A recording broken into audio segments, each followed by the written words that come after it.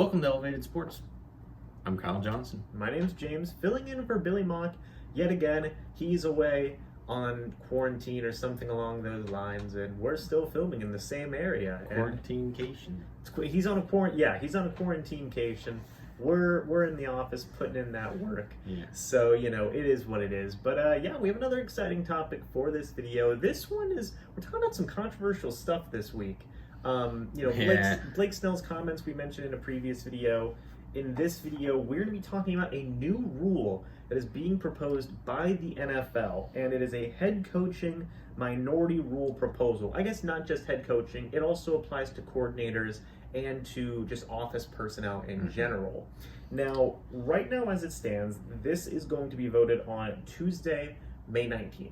Okay, so very soon, in a couple of days. As of the recording of this video, we're recording this on a Sunday.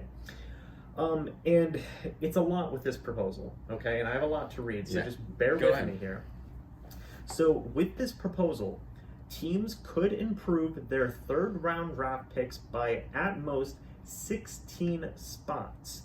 10 spots for hiring a minority general manager, and 6 spots for hiring a minority head coach. Now, this vote is going to need 24 out of 32 votes to pass the proposal. And kind of just talking a little bit more in terms of the rules, another rule is a team could move up 5 spots in the 4th round if a minority head coach or general manager makes it to the 3rd year of their contract. Retaining a minority quarterbacks coach specifically after 1 year would get a team a 4th round compensatory pick. There's a lot of rules to this, okay? Now, losing a minority coach or office personnel to another team can gain compensatory picks as well. If the minority is hired as a head coach or a general manager, that team would get a 3rd round draft pick, okay? Now, if the minority is hired as a coordinator, the team would get a 5th round compensatory draft pick. And just kind of to put a final bow on all the rules here and all the rumors, Roger Goodell is apparently in favor of this proposal. So, and just based on, me and Kyle here, we've been perusing Twitter and social media and things along those lines. Man, it's been mostly negative, right? Is that fair to say? Yeah. So, what are your thoughts on it? I think it's a good intention by the NFL, but I think it's terrible. And this was passed by the NFL's kind of diversity team. Honestly, I think it's a good concept, trying to get more minority coaches, more minority people into these different positions. But going about it by offering teams draft picks, that's just it's a bad look, honestly. It's bad. I don't know how to describe it, but it's okay. It's like bribing. You're bribing people to hire minority people. It's not like they're actually wanted, but it's the benefits that would come from hiring them. Right. And there's also some other stuff that's been proposed, like they want to expand the Rooney rule to coordinators as well, so you have to interview minorities, at least one, I believe, for coordinator positions as well. They're also trying to eliminate the block that you can have in terms of positional coaches interviewing for certain jobs. And then finally, I think the last one is they're requiring at least, it's either multiple interviews for minority candidates or at least 2 minority candidates is what they're trying to expand it to, one way or the other. Either you have to interview a minority candidate multiple times, or you have to interview multiple minority candidates, okay? All right. So that's kind of just some smaller stuff that's being proposed, but obviously the main thing we're talking about is that big rule. But just like you said, in terms of these rules, I just listed a lot of ways you can get compensatory picks and move up in the draft. And I understand diversity. Even in the article that I had read, 3 of the last 20 head coaching hires have been minorities, which is an extremely low percentage. And I understand the want and reason to increase that diversity. And, I'm all for that. Especially whenever you look at, just an example, the Tampa Bay Buccaneers and Bruce Arians coaching staff. He has a lot of minorities on that coaching staff. Both of his coordinators are minorities. His assistant head coach is a minority. He's giving guys opportunities in a lot of different places. And I feel like that's a good way to do it. Head coaches taking it upon themselves to give these guys opportunities, train them up, prepare them for opportunities. That's a good way to go about that.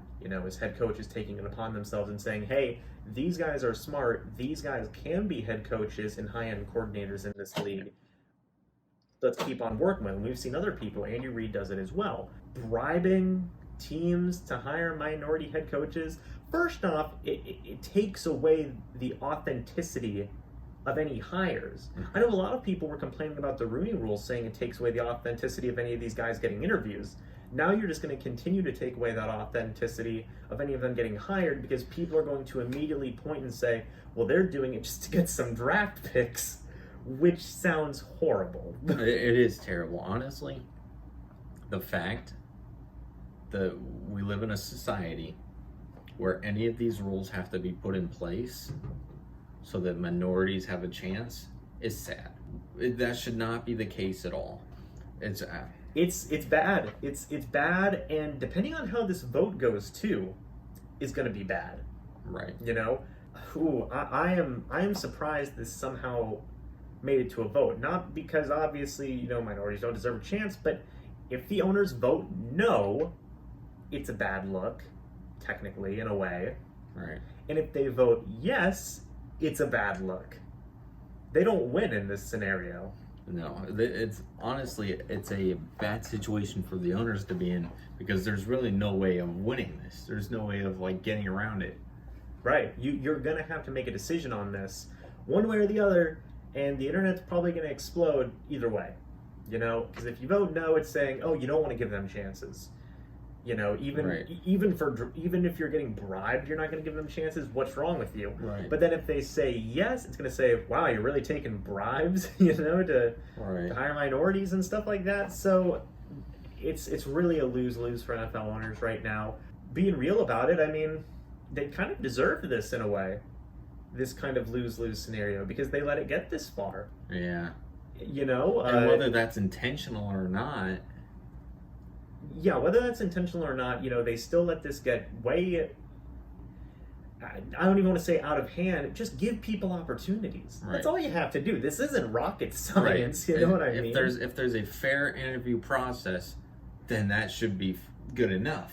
Right. But it does not appear that there is a fair interview process in all these situations. Right. I can't say because I'm not in that room for the interview process. I don't understand their interview process. I've never been a part of it. I just think that there's a lot better ways to go about this than saying, hey, NFL owners, pass this rule. It just almost sounds like a desperate plea, from the diversity committee for the NFL and just from minority coaches in general. Please just let us have the opportunity to have these jobs, because you guys haven't been giving us a fair chance. Right. So we'll literally give you draft picks. We'll pay you in draft compensation if you give us a chance. And that is completely not fair. No. That's completely not fair. Mm. So, yeah, it's a really bad look that this even came to light. And there's plenty of minorities out there who could be head coaches, who could be general managers. Like Louis Riddick and Bucky Brooks are two guys that come to mind, in my opinion, who they could be GMs tomorrow. Yeah. And in terms of NFL head coaches, Todd Bowles, he's a former head coach. He could be a head coach again. Byron Leftwich. Just in terms of the Buccaneers' perspective. All right. Obviously, Brian Flores just got hired from the New England Patriots. Todd Bowles, Byron Leftwich, Harold Goodwin. Those are just three guys I mentioned on one team alone. And whenever you look at all 32 NFL teams, there are plenty of guys out there who deserve opportunities. And this rule, it is a desperate plea just to get minorities a chance, and I do understand that. It's just, I could see owners taking advantage of that. No, absolutely. And I think that's the biggest problem with that, is that people will hire minorities just for the draft picks. Right, because there's a lot of bad ways this could go. The big thing is you could easily, the immediate loophole I saw in my mind was if you retain a quarterbacks coach for 1 year, you get a compensatory pick, a minority quarterbacks coach. You could just keep on firing and rehiring minority quarterbacks coaches, and would you technically continue to get compensatory picks? Is that how that works? I think so, yeah, as long as you keep them for a year. Yeah, that is interesting. So you keep them, 1 year, you get that pick, you keep them for the next year so they don't get rid of it or whatever, then you hire a new one. And here's another thing is it didn't say anything about like the one rule that I thought was interesting too is, a minority coordinator or even a positions coach leaving and going to be a coordinator or a head coach for a different team. And this is really off the top of my head theory stuff here, but you could see teams collaborate and say, hey, we'll hire your offensive coordinator who's a minority as a head coach to get a compensatory pick. You hire one of our guys as one of your coordinators to get a compensatory pick, and just like kind of have trade-offs essentially, Right. to everybody gets these free draft picks Right. in all these really loophole kind of ways. And it makes it feel not genuine. But if you were a minority coach and this rule is proposed, would you even feel good about getting a head coaching job or an offensive or a coordinator position rather, or a GM job? Let me put it this way: I'm very competitive, Mm-hmm. and if I'm playing a competitive sport and I start getting down, like I'm losing, and then the other team or individual or whoever I'm playing against kind of starts like loosening up and letting me have stuff, I don't like that. That takes away from the achievement that I actually gained from playing that sport, from doing that activity. I feel like that's the same thing here. Whereas if you're kind of just giving the jobs away to these people, you're taking away the achievement of getting that job, the accolades that come with it. Yeah, like you want to earn it. Right. You want to say, I deserve to be here. And, fair credit, a lot of those guys would deserve to be there. Right. But with this new rule, you wouldn't have that feeling. Yeah. You would just be like, yes, I deserve this, and yes, I am going to come in and work absolutely as hard as I can. Right. But you're going to think in the back of your mind, but do they really think I deserve it? Or are they just trying to get a free draft pick? Right. Or a couple free draft picks. One thing I thought was interesting was, I know they had a rule that said, retaining a head coach or a GM for their third season. But the first rule I talked about, could improve their third round draft picks by at most 16 picks, 10 spots for hiring minority GM, 6 spots for hiring minority head coach. Are we going to see an increase in head coaches getting fired after 1 year? It's the same thing as the coordinator or quarterbacks coach rule I just talked about, where, okay, we hire a minority head coach for 1 year. Oh, it didn't work out. Okay, we're going to fire them, hire another minority head coach so we can move up more picks in this next year's draft. Yeah, you keep moving up six picks at a time in the third round. That ain't bad in terms of draft compensation, but it's horrible because it's a disgusting loophole that is continuously churning out minority head coaches. There's a lot of weird loopholes in this rule that I'm sure outlets like ESPN, NFL.com, other places probably don't have all the details for. Maybe when the voting, if it does pass on Tuesday, which honestly, considering Roger Goodell is in favor of this, it might pass, which would be wild. But if it does pass, maybe we can learn more details about it, and maybe those loopholes will have been closed up. Maybe.